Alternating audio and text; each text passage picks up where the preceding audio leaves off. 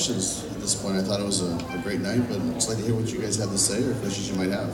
Scott, obviously, how did you, I mean, I know we always ask you how you scored things, and you don't love to do that, but obviously the fans seem to have scored that a lot differently than the two of the judges did. How did you have it? You know, I tell you, that was a fight that was tough. I mean, I could have seen if it would have went to an extra round, but you know, I for the most part just sat there and watched it as a fan. So I wasn't writing down every round and monitoring every second of the fight like a judge would. But to me, it was entertaining, and you know, Matt's legs really impressed me.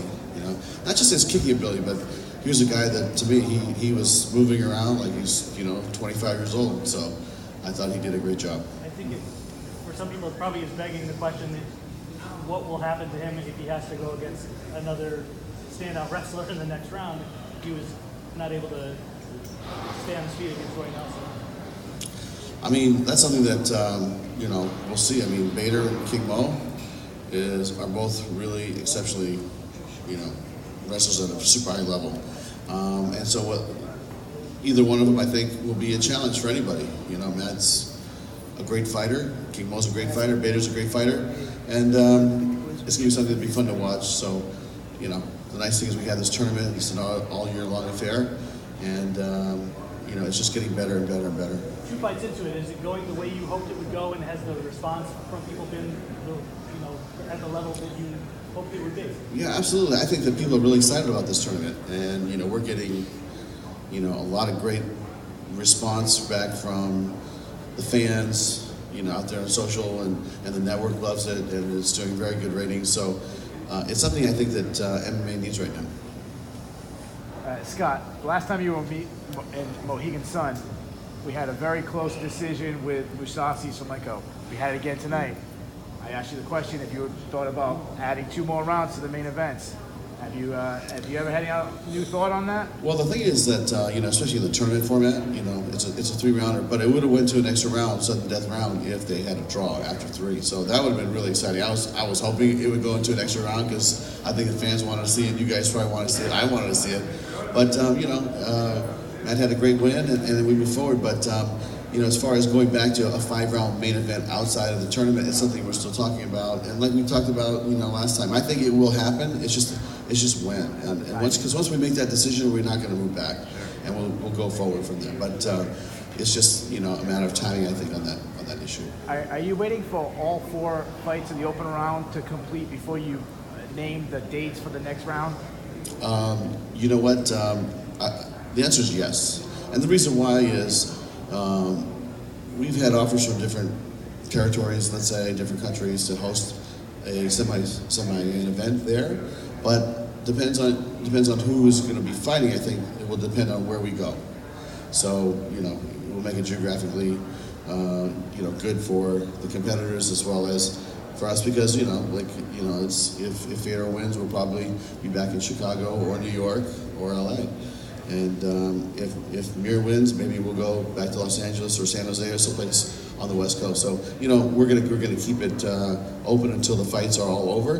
The matchup's already done. Like, you guys already know who's fighting who. But as far as location and date, that will happen after. My last question for you: we saw Patricky tonight. When are we gonna see Patricio defend his belt? You know, he was supposed to fight in November, and he had an injury. Pulling out of the Tel Aviv card. So I think they're talking to him right now, and I think, you know, they're putting something together for him real soon.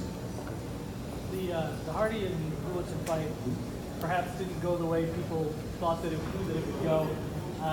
Does that do anything to take away some of the luster of that rivalry going into the boxing match if it does happen, or is that not your problem because you're not going to necessarily co-promote it? Yeah, I mean, you know, listen, you have to respect those ladies coming in here, coming from a boxing background, trying, you know, getting into MMA and trying the different techniques that they're trying.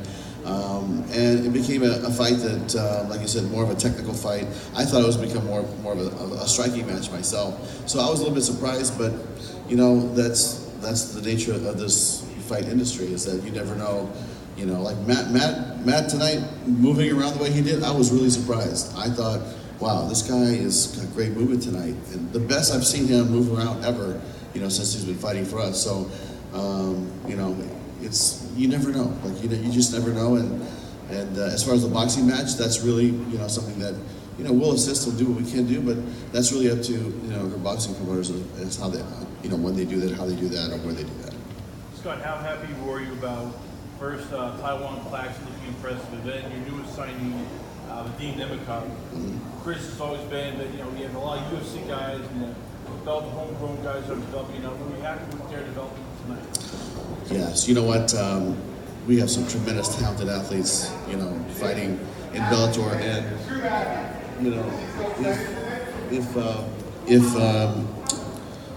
when you look at how we built this roster, when I came in here 3 years ago, we had a decent roster, and I sat down with my guys. I said, okay, that's the first order of business: is how are we going to make this roster better, right?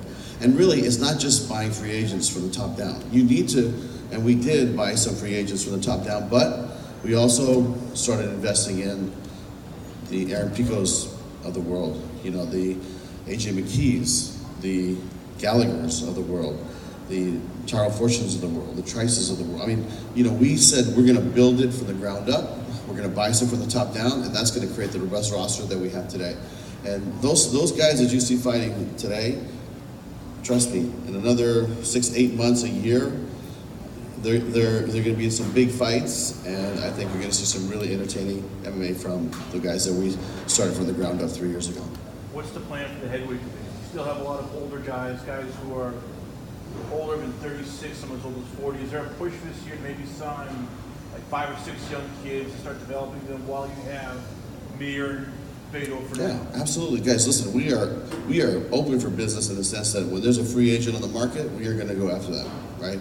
And when we see a young prospect that we feel that we can build into a big star, we're going to go after him. And the heavyweight division, I think we have some of the greatest icons in the history of the sport fighting. And to me, I enjoy watching them.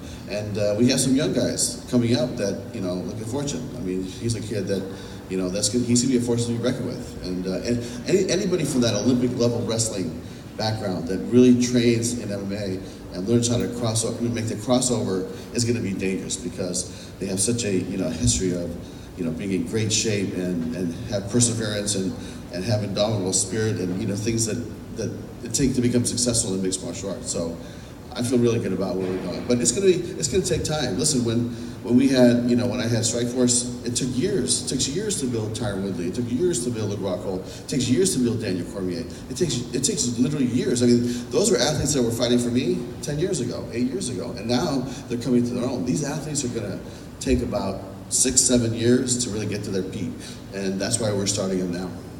Last question now.